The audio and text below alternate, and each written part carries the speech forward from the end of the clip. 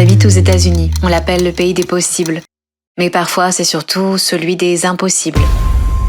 J'ai grandi dans le chaos, des parents instables, des troubles mentaux, pas d'amour, pas de chaleur, pas de cadre, juste de la négligence et de la pauvreté. Personne ne savait si on allait à l'école. Mon frère a arrêté. Moi, j'y allais parce que tout valait mieux que la maison. Je faisais mes sandwichs quand il y avait de quoi. Je m'habillais seule ou je prenais aux copines. Et pourtant, socialement, j'étais entourée. Allez savoir pourquoi. À 21 ans, je rencontre un garçon, parfait en apparence. Ce que j'aimais le plus, il avait une famille, une vraie. C'est ce qui m'a poussée à dire oui. Lui et l'idée que quelqu'un voulait m'épouser. On s'est mariés. Mais très vite, j'ai compris. Sa famille existait, oui, mais sans lien avec lui. Lui, c'était le raté de la fratrie. Sympa peut-être, mais sans but, sans activité, sans ambition. Je voulais fuir le modèle de mon père et j'ai épousé son sosie. Sa famille, soulagée qu'il se case, a coupé les ponts. J'étais seule, encore. On a eu un garçon, mon trésor, mon bonheur, mais je l'ai élevé seul. Puis le choc, il était sourd, totalement. J'ai encaissé, j'ai accepté. Il était si doux, si beau. Je me suis attachée de tout mon cœur. Mon mari, détaché, absent. Comme si le handicap avait tout éteint en lui. J'étais seule à tout porter.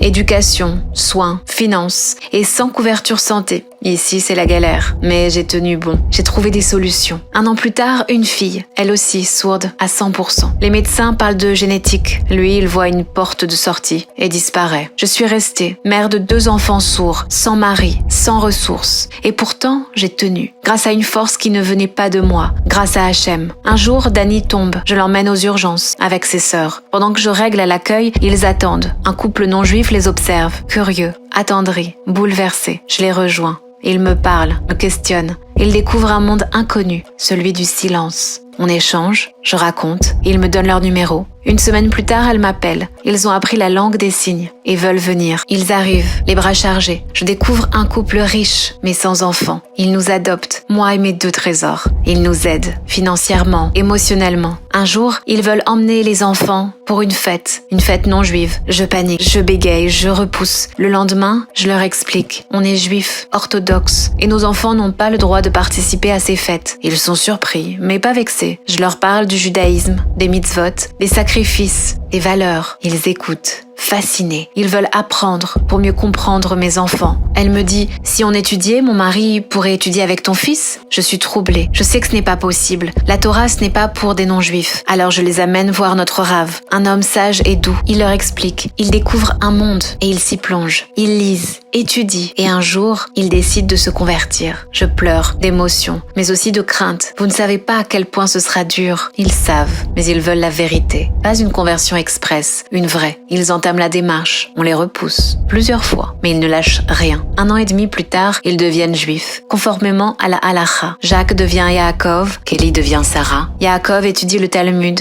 et bientôt, il apprend avec mon fils, en Chavruta. Sarah devient une seconde mère pour ma fille, un miracle, un cadeau. Quelques années plus tard, je me remarie. Un homme bon, 3 enfants naissent, en bonne santé. Quand je regarde en arrière, je vois des ruines transformées en lumière. Mon enfance était un désert, mais mes enfants ont tout changé. 2 enfants sourds ont été le canal par lequel Hachem m'a envoyé Yaakov et Sarah. Eux qui n'ont pas eu d'enfants deviennent pour les miens des grands-parents, à tout point de vue. Ils sont des juifs pieux, authentiques, peut-être même plus que nous. Et tout a commencé par des signes, pas des miracles visibles, des signes discrets, des silences, des prières murmurées, des douleurs qu'on garde pour soi. Et au milieu de tout ça, de la émouna, simple, profonde, vivante. Pas de grands discours, pas de projecteurs. Je n'ai pas cherché à comprendre. J'ai choisi d'avancer, pas avec des mots, avec des actes. Et eux, ils m'ont tendu la main. Ils ont donné sans qu'on leur demande.